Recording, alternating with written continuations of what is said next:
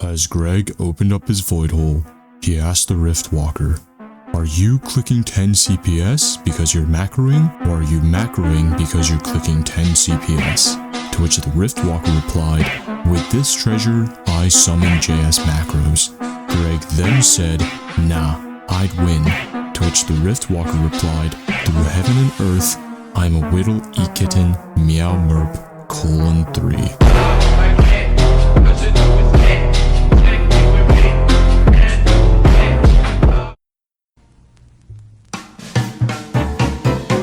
Hello everyone, this is TheNelston and welcome back to another video. Today I'm here to showcase a cheap non-mythic mage build for the Nameless Anomaly. If you haven't watched my main raid guide yet, please go do that first because builds are about as worthless as the Zimbabwe dollar if you don't know how to use them properly. I had originally planned for all 5 builds to be in the same video, but I realized that this video would end up being as long as one of those video essays about how huffing paint at Home Depot is a cheap and easy way to have some fun. Instead, I've opted to cut up the video into 5 sections, and this is the third of 5. I will first review the items, skill tree, and stats, then demonstrate the usage before explaining the optimal play in every Nameless Anomaly challenge. The build will be posted in the description so you can easily find what items and skill tree you need. Without further ado, let's get straight into it. This Rift Walker spell spam Morrowind build uses the following items and falls under a Rainbow Elemental setup. If you don't have a skill point tome, you can just use something like a gold or diamond steam ring to compensate. You're looking for spell cost, mana regen, and air damage on the Keratoconus, walk speed, air damage, and spell damage on the Light Reach Makani, spell damage, mana regen, and walk speed on the Capricorn, spell damage on the Cold Wave, perfect spell cost and spell damage on the Lokicism, walk speed, spell damage, and air damage on the Morrowind, and everything else is untradeable.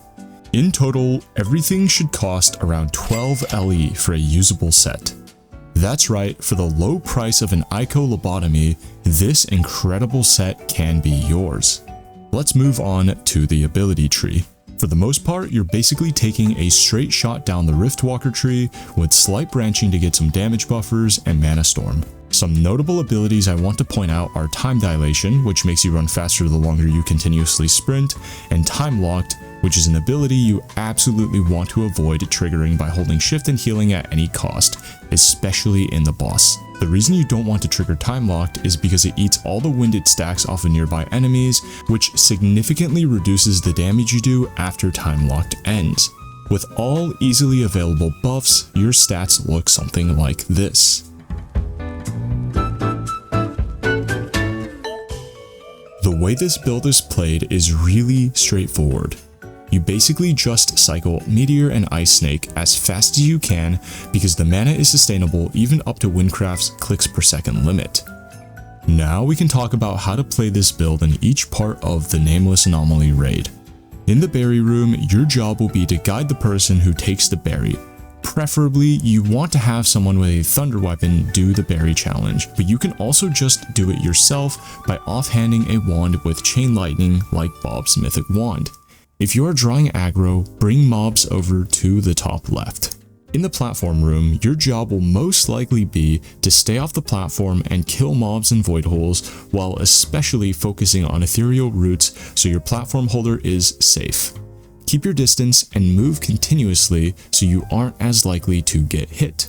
In the tree room, just follow the default path if you're the navigator, and otherwise you can either safe spot on the tree or run around to get souls and defend your teammates.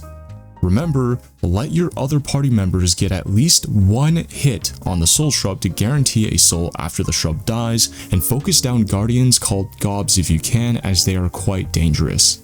In the light room, you will be taking the light.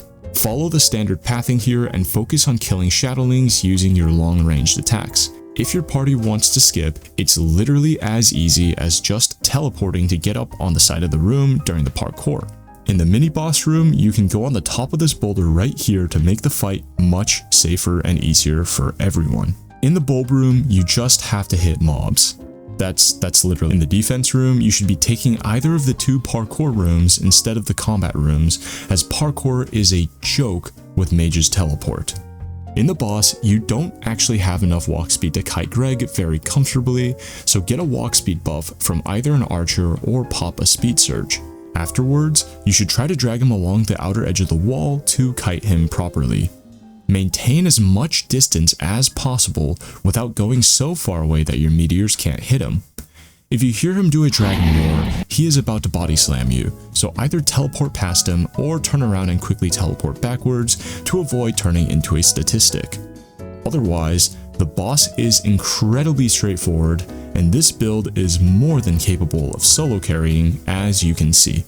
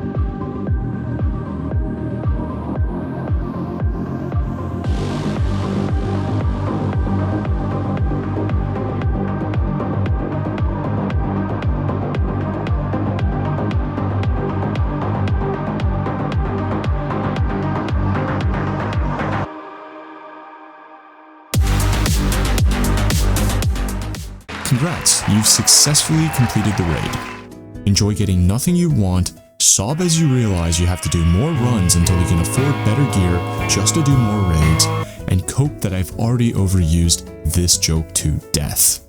Thank you all for watching. Leave a comment down below if you have any questions, join my Discord for silly stuff, subscribe for more content like this, and I will see you all in the next video. Until then, have a great day.